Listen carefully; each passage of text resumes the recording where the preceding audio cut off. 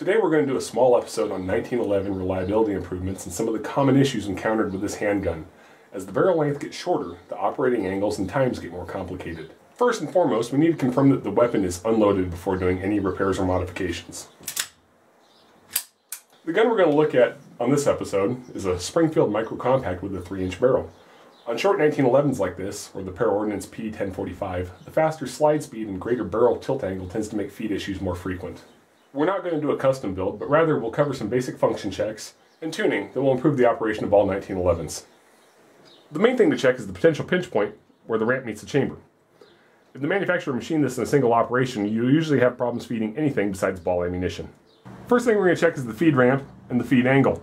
In this age of CNC machined gun parts, there's usually not the attention and hand fitting that was performed on these guns in the good old days. This means there are a few things that can be improved greatly with a little hand fitting. The feed ramp on the 1911 should be about 35 degrees, but more importantly is the feed profile going up into the chamber. Much like trying to move a couch around a corner, trying to feed a short and fat 45 ACP round into the chamber likewise relies on making a smooth turn. Where the feed ramp machining goes into the chamber, there will be a little constriction on each side to the round making the turn into the chamber. This is corrected by carefully reprofiling the lower area of the chamber. This is what is often referred to as the unsupported portion of the chamber. Because of this being a potential weak point in the chamber, care must be taken not to remove any more material from this area than is necessary. Our first task will be to check that the ramp in the frame and the ramp in the barrel line up. In this case, this one doesn't quite line up right.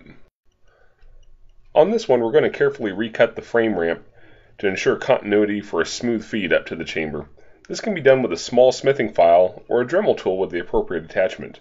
If you're not very familiar and skilled with the Dremel tool, then opt for the file. A Dremel can remove a lot of material quickly and easily turn your barrel into scrap metal. On a .45 caliber 1911, the small sanding drums are just about perfect for doing the initial profiling, followed with a Kratex attachment for cleanup.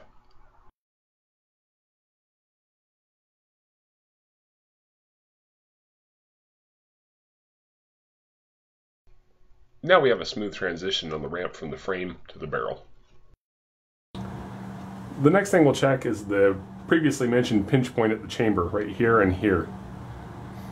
We'll very carefully widen the throat here to make it easier for the cartridge around the corner into the chamber. We're going to do the initial profiling with a fine diamond attachment on the Dremel tool. This will remove the constriction in the throat of the ramp, allowing rounds to feed into the chamber a lot more smoothly, particularly rounds such as jacketed hollow points or truncated cone rounds that have a little bit of a more triangular profile to them. Next, we're going to use a Kratex attachment to polish out and smooth out the machining we did with the diamond attachment. Kratex attachments are kind of a rubberized grit, so they will polish the finish up to near polish. Now we're going to use a small buffing wheel with a little bit of jeweler's rouge on there to bring everything to a mirror polish. We'll also clean up the inside of the chamber a little bit to remove any reaming marks that were left there from the factory when they cut the chamber.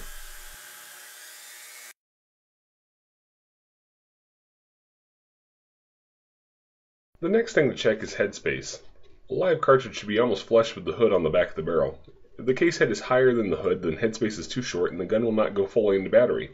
The case head likewise should not be more than about 10 thousandths below the hood either. Insufficient headspace is corrected with a chamber reamer.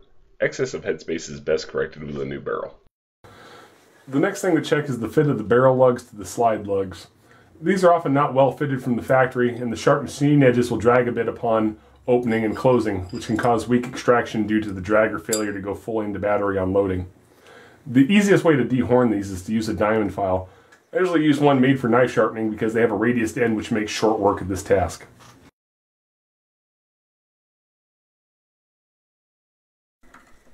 Our first step is going to be to dehorn the edges on the locking lugs in this slide. And now on the barrel.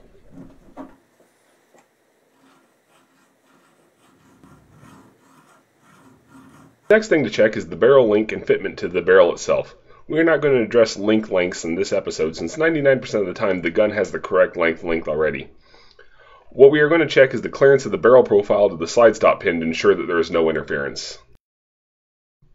The next thing to check is the extractor. The extractor should retain a cartridge firmly without being too loose, i.e. the cartridge shouldn't be able to fall out. Nor should it be too tight as this will cause additional drag. A loose extractor will tend to cause extraction or ejection problems. A tight extractor will tend to cause feeding problems. The extractors are usually not well fitted either. This can be easily fixed by a little dehorning work. Lightly radiusing the bottom corner of the extractor claw will allow the cartridge to slip into the breech face easily.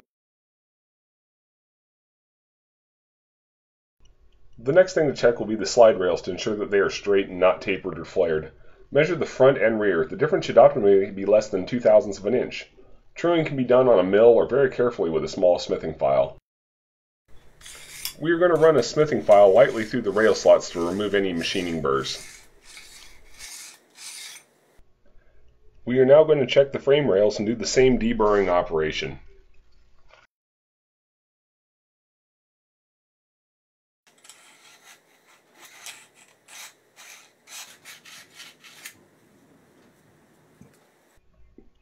Now we're going to reassemble the gun and check function.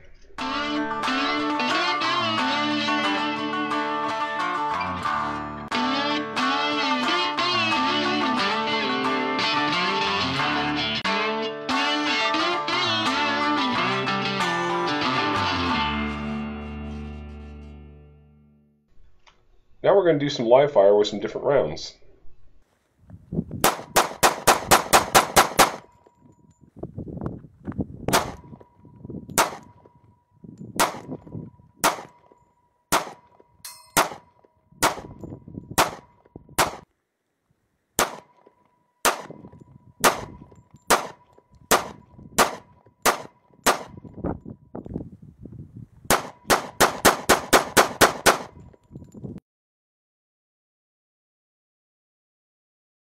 Of CNC machine gun parts, there was usually not much attention paid to hand fitting. That was the feed ramp machining goes into the chamber. There'll be a little constriction to the round, making the try again.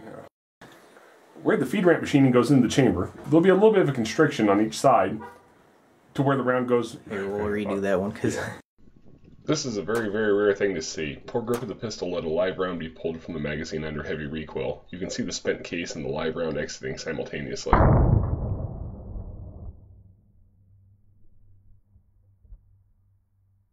Thank you for watching, and stay tuned for new episodes covering other frequently asked questions and unique builds. You'll see your sins in my vengeful eyes, 'cause I'm the point of despair for the good guys.